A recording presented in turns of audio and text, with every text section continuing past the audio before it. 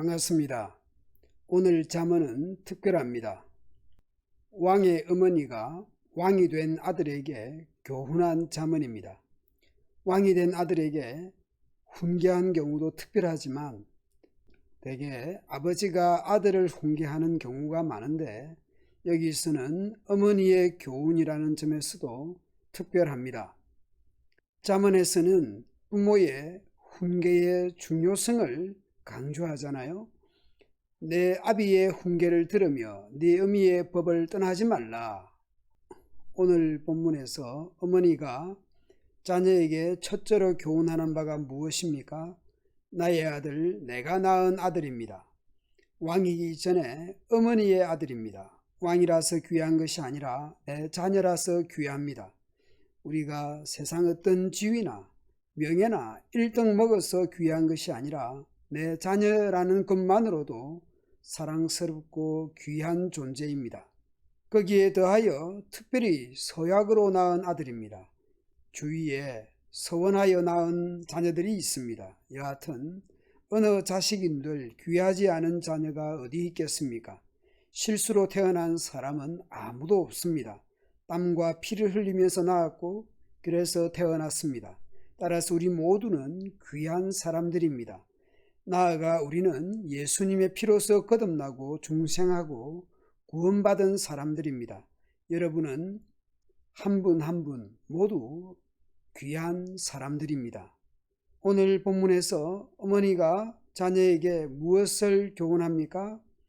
너는 내 정력을 여자들에게 소모하지 말아라. 왕들이 그것 때문에 망한다. 내 정력이라고 말하지만 단순히 육체만이 아니죠. 힘이라는 것은 육체적인 것만이 아니라 돈과 권력과 내가 가진 갖가지 수단들을 모두 포함하는 것입니다. 왕이 되어서 국정을 돌보아야 되고 자신에게 주어진 책임을 다해야 하는데 여자들에게 빠져 살면 왕이 망하고 나라가 망하는 것입니다. 그래서 어머니는 왕이 된 아들에게 주의를 시키고 있습니다. 4절부터는 술에 대한 교훈입니다. 왕은 포도주를 마셔서도 안 되고 통치자는 독주를 찾아서도 안 된다. 술을 멀리하라고 교훈합니다. 술 좋아하면 어떻게 된다고 말합니까?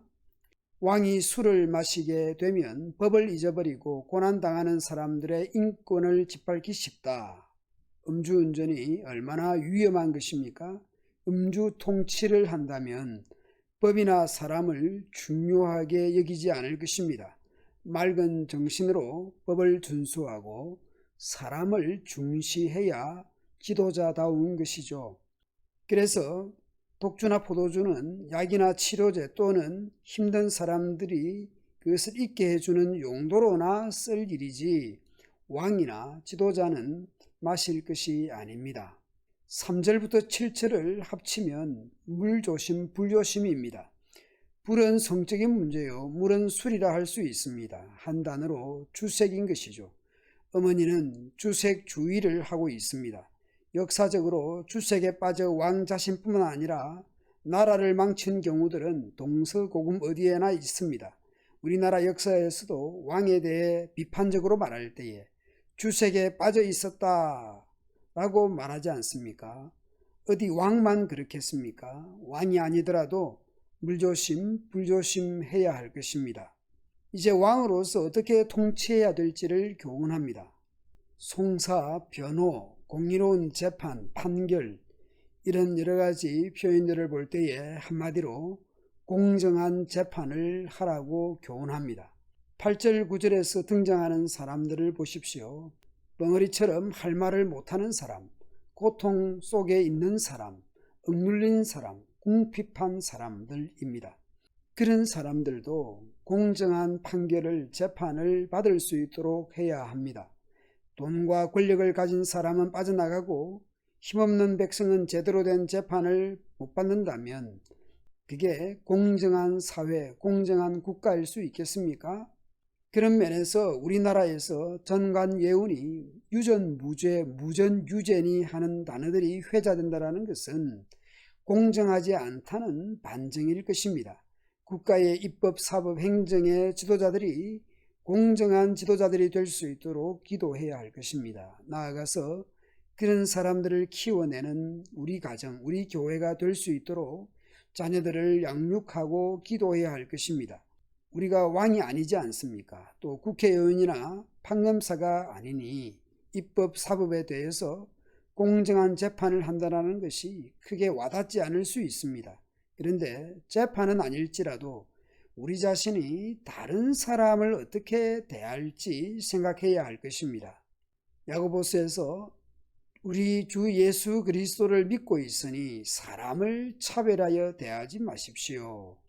이를테면 화려한 옷차림을 한 사람과 가난한 사람, 남루한 옷을 입은 사람을 분별해서 분리해서 대한다고 하면 그것은 차별인 것이죠.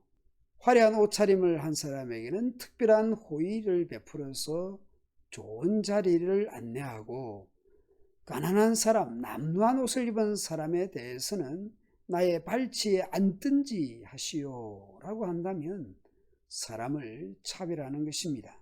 사람을 대함에 있어서 불쌍히 여기고 도움을 주고 다른 사람의 필요를 먼저 생각하고 배려하면서 교회생활, 사회생활 할 수 있으면 좋겠습니다. 또한 우리 자녀들에게 어떤 사람이든지 돕고 사랑하고 베풀고 하는 그런 자비로운 사람으로 키워내면 좋겠습니다. 학교 안에서 장애를 가졌거나 힘든 친구들을 어떻게 대해야 할지 가르치면 좋겠습니다. 예전에 어떤 학생은 장애인과 아무도 짝지를 하지 않으려고 해서 그 친구와 짝꿍을 했는데 여러 가지 어려움을 겪기도 했습니다. 하지만 이 사회에는 어디서나 어려운 사람이 있습니다. 혹 내가 후천적으로 다른 사람의 각별한 도움을 받아야 할 수도 있지 않겠습니까? 사람을 대함에 있어서 그 사람이 가진 어떤 사회적 조건 때문에 인격을 무시하지 않아야 할 것입니다. 하나님을 믿는 성도로서 하나님을 믿는 그 성도와 자녀가 이 세상에서 사람을 귀하게 여기고 존중하고 사랑하며 살아가면 좋겠습니다.